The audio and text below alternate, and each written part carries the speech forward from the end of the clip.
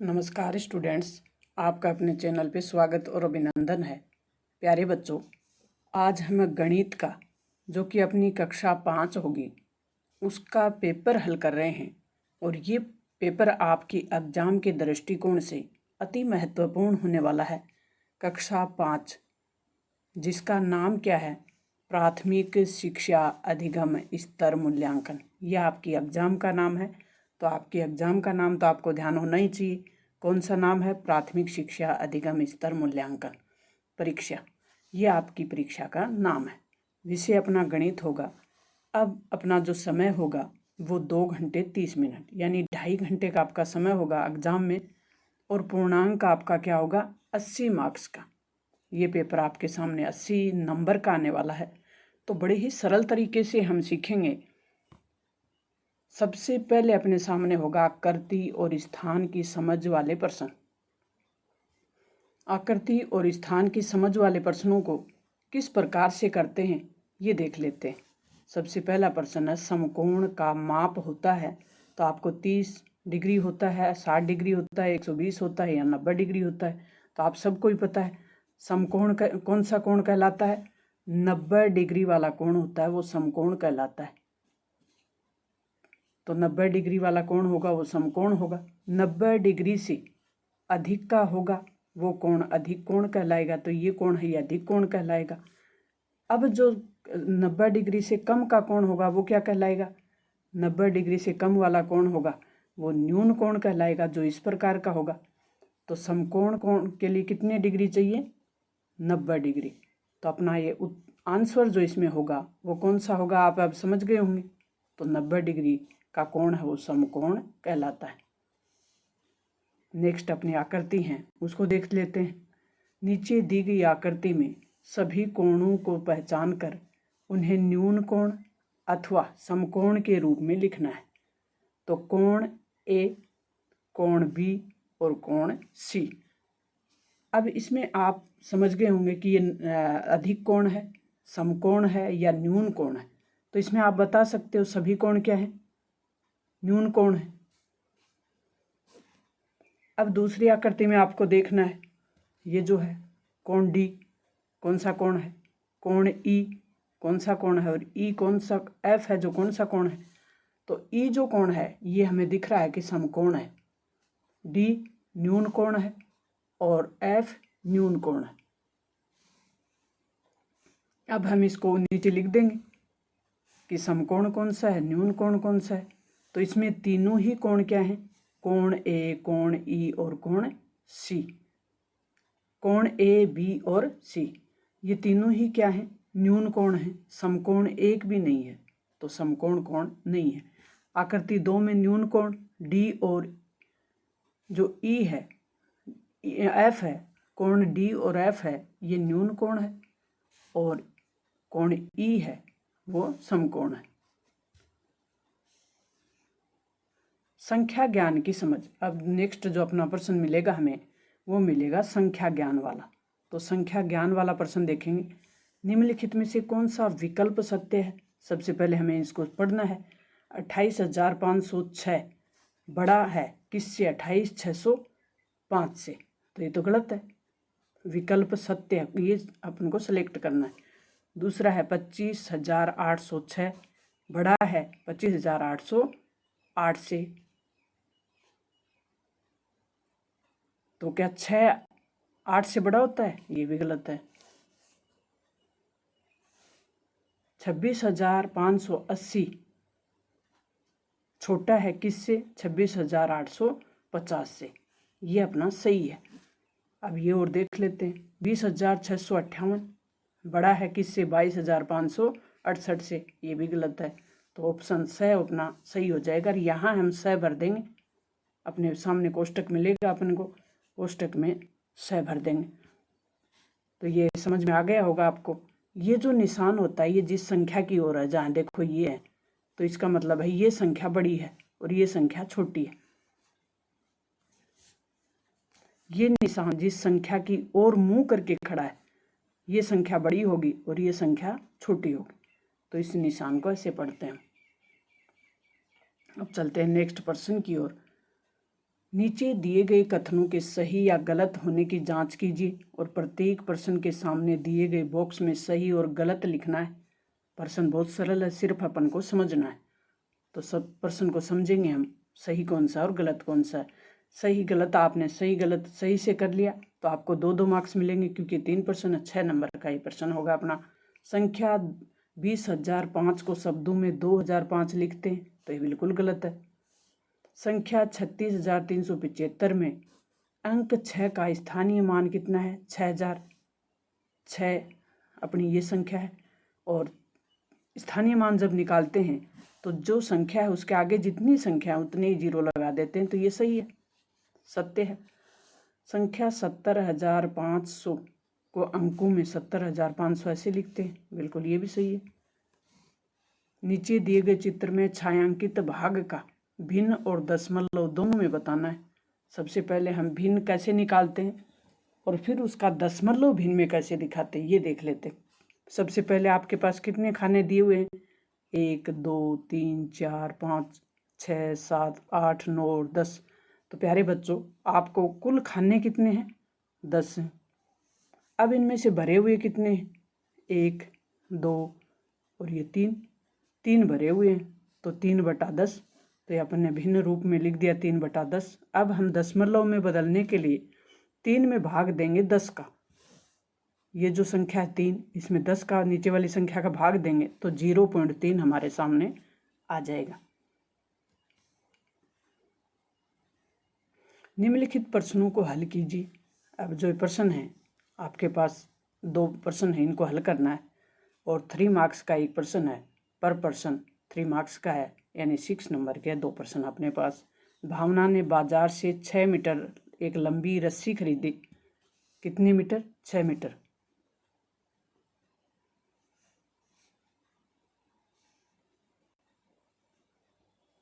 तो भावना ने कितने मीटर रस्सी खरीदी? 6 मीटर। इसे 4 सहेलियों में बराबर बांटना है, तो प्रत्येक को कितने मीटर लंबी रस्सी मिलेगी?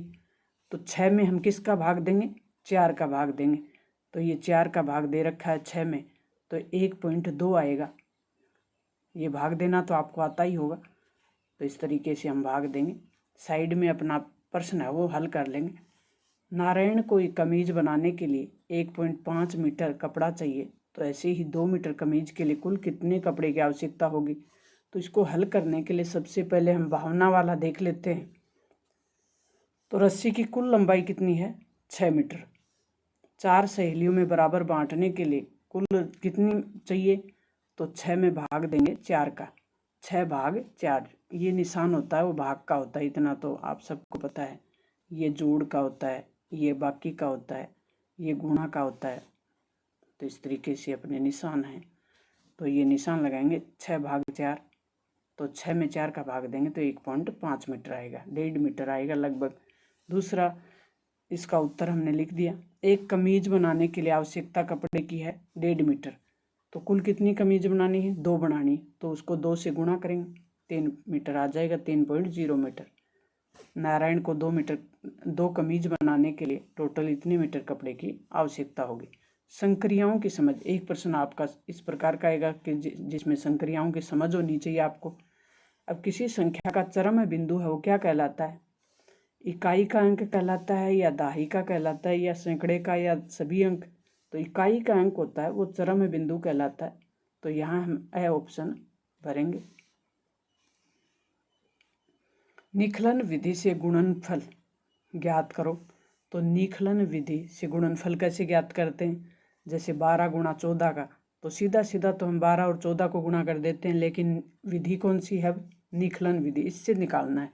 तो सबसे पहले हमें संख्या कौन सी है? 12 और 14 है।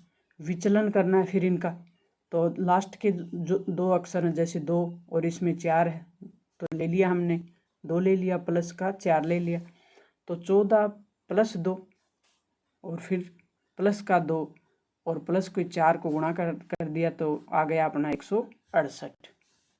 निम्नलिखित को हल कीजिए। ये प्रश्न आपके सामने है और इसको हल करना है।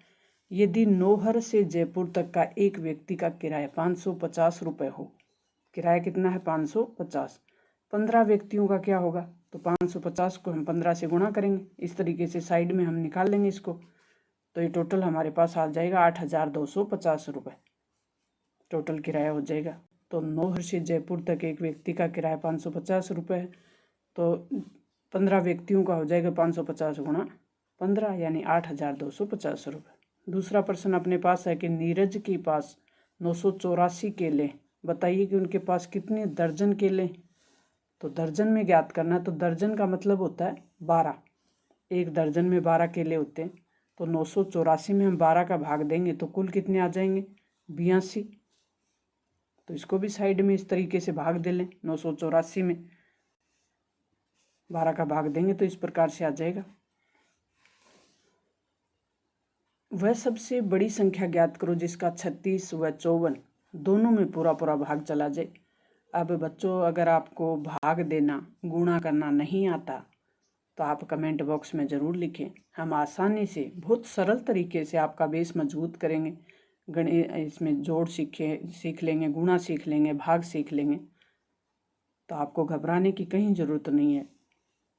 बस आपको तो मेहनत करनी है। और सबसे अच्छी बात, आप मोबाइल पे सिर्फ पढ़ने से संबंधित कंटेंट देखेंगे प्यारे बच्चों, और कुछ भी आपको गेम वगैरह नहीं खेलना है।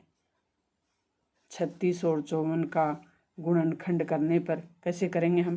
36 और 54 का गुणनखंड ऐसे निकालते हैं, जैसे 36 में 2 का भाग देंगे तो आ जाएगा 18, और 18 में फिर 2 का भाग देंगे तो आ जाएगा 9 दूनी 18।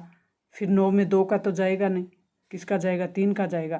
तो 3 एकम 3 3 9, फिर 3 का देंगे तो 3 एकम 3। यहाँ फिर हम 54 में निकालेंगे। 54 में 2 का भाग देंगे तो आ गए अपने 27। 27 में अब 2 का भाग तो जाएगा नहीं, तो हम 3 लेंगे।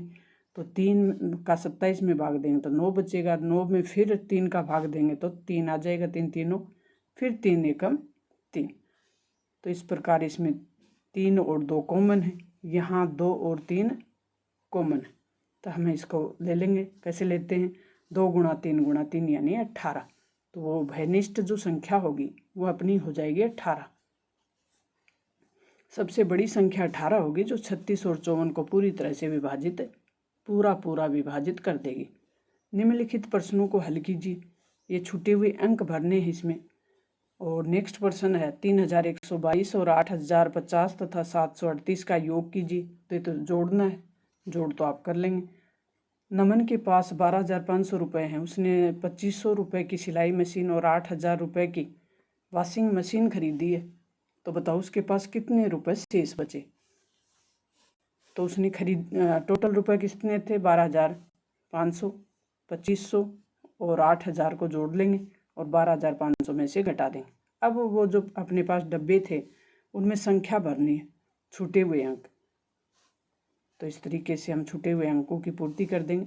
छूटा हुआ जो अंक था वो 4 और 2 था।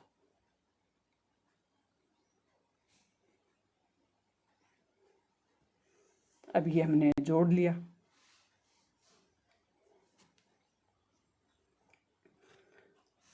नमन के पास टोटल 12,500 थे। सिलाई में खर्च कर दिए 2,500 रुपये, सिलाई मशीन खरीद ली और वॉशिंग मशीन खरीद ली 8,000 की। तो खरीदी गई वस्तुओं की कीमत कितनी हुई? 10,500। तो 12,500 में से घटा देंगे तो कितने बचे? 2,000। अब नमन के पास टोटल 2,000 रुपये बचे। इसको साइड में हम ऐसे हल कर लेंगे। मापन की समझ में इस तरीके से आपके पास एक मापन वाला क्वेश्चन आएगा जिसको आपको हल करना है।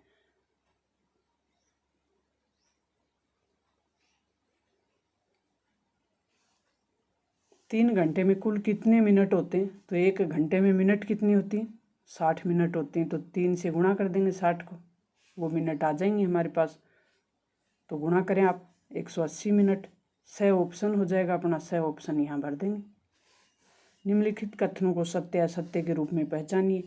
तो मिनट को सेकंड में बदलने के लिए मिनट को 80 का भाग देते हैं, तो 80 का भाग नहीं देते, 60 का भाग देते हैं। तो ये हो जाएगा असत्य, गलत। 1 घंटे में 3600 सेकंड होते हैं, तो ये सत्य है।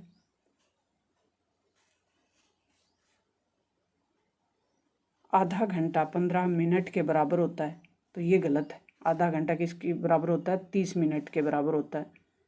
तो ये 15 मिनट के बराबर बता रहा, तो इसका मतलब ये गलत है, असत्य है। रिक्त स्थानों की पूर्ति कीजिए। तो रिक्त स्थानों की पूर्ति में 1500 ग्राम कितने किलोग्राम के बराबर होता है? 1000 ग्राम होते हैं 1 किलो में, तो ये 1.5 किलो हो गया, यानी 1.5 किलोग्राम। 3 सही 1/2 किलोग्राम में कितने ग्राम होते हैं? तो इसमें होते हैं 3500। किलोग्राम इकाई को ग्राम इकाई में बदलने के लिए किससे गुणा करेंगे? 1000 से गुणा करेंगे। किलोग्राम में को ग्राम में बदलने के लिए उसको हम 1000 से गुणा कर देंगे तो वो ग्राम में आ जाएगा, क्योंकि 1 किलोग्राम में 1000 ग्राम होते हैं। अब हमें भाग ए है और भाग ब है, उसको मिलान करना है। मिलान करने वाले में 1 किलोमीटर में क्या होता है? 1000 मीटर होते हैं, तो इसको इससे मिलान कर दिया। 1 मीटर में क्या होते हैं? तो 100 सेंटीमीटर होते हैं। 1 मीटर में 100 सेंटीमीटर, इसको इससे मिलान कर दिया। 1 सेंटीमीटर में 10 मिलीमीटर होते हैं, तो इस तरीके से हम इसका मिलान कर देंगे। एक आयताकार फोटो फ्रेम जिसकी लंबाई 8 मीटर और चौड़ाई होती है 7 मीटर, उसके आधार पर निम्न प्रश्नों के उत्तर देने हैं आपको। तो एक फोटो फ्रेम में लगने वाले फोटो का कुल क्षेत्रफल ज्ञात करना है। क्षेत्रफल का सूत्र क्या है? लंबाई गुणा चौड़ाई। तो लंबाई अपने पास कितनी है और चौड़ाई कितनी है? तो लंबाई 8 मीटर गुणा चौड़ाई कितनी है? 7 मीटर। तो टोटल कितनी हो गया? 8 7 56 मीटर। तो टोटल हुआ 56 मीटर। अब फोटो फ्रेम के चारों ओर लगने वाली लकड़ी की लंबाई ज्ञात करनी है। तो इसमें कैसे करते हैं? लंबाई ज्ञात करने के लिए 2 गुणा लंबाई प्लस चौड़ाई। लंबाई और चौड़ाई को जोड़ेंगे, 8 + 7 को जोड़ेंगे यानी 15, और उसको 2 से गुणा कर देंगे यानी 30 मीटर। 1000 मिलीलीटर किसके बराबर होता है? तो 1 लीटर के बराबर होता है 1000 मिलीलीटर। तेल के एक डिब्बे में 15 लीटर तेल आता है, तो 3750 लीटर तेल के लिए ऐसे ही कितने डिब्बों की आवश्यकता होगी? तो हम 15 का भाग देंगे किसमें? 3750 में। तो हमारे पास डब्बों की संख्या आ जाएगी, वो हो जाएगी 250। तो 15 लीटर तेल के डिब्बे कितने हैं? 1। और तो 1 लीटर तेल के लिए हमें 15 डिब्बे हैं, तो इतने लीटर के लिए कितना होगा? उसमें उसका भाग दे देंगे। आंकड़ों का प्रबंधन एवं पैटर्न पे आधारित आपकी समझ होगी, उससे आपके प्रश्न आएंगे, और वो प्रश्न किस प्रकार का होगा ये देख लेते हैं। तो नीचे दिए गए पैटर्न में आगे बढ़ाएं। तो ये पहले इधर था, फिर ऊपर की तरफ हुआ, फिर इधर हुआ, तो अब इधर होगा। तो ये ऑप्शन अपना सही हो जाएगा। दिए गए पैटर्न में अगला पद क्या होगा? तो अगले पद को देखने के लिए 1, 4, 9 और 16 किस तरीके से चला है, तो अगला पद होगा वो 25 होगा। तो इसको आप निकाल लें।